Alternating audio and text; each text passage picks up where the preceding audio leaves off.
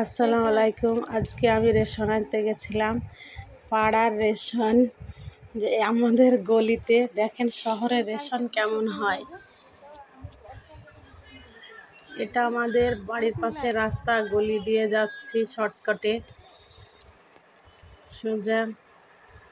আমি আর একটা ভাবি যাচ্ছি, দুজনে এই যে পাশের পাড়াতেই, একটু গিয়ে, খুব বেশি দূর না। এই যে সোজা রাস্তা, এটা আমাদের পিছনের গলিটা, আমার সামনে, তারপরে এটা পাশের। এরা গাড়িটা সব সময় রাস্তাতে রেখে দেয় এইরকম।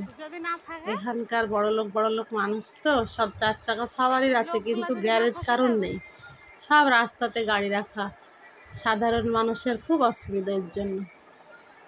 চার চাকা কেনার আগে ভাবতে হবে যে আমার গ্যারেজ আছে কিনা, রাখার জায়গা আছে কিনা, তবেই চার চাকা কিনতে হবে। এটা একটা গণেশ এর অ্যাড দিয়েছে, তাই ওখানে একটু অ্যাডটাও তুলে নিলাম।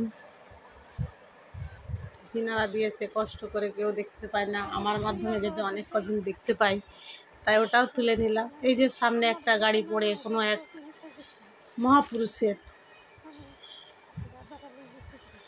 সোজা সামনে এটা মসজিদ, ডান দিকে না পড়ছে, হ্যাঁ যাওয়ার বাম দিকে পড়ছে ওটা।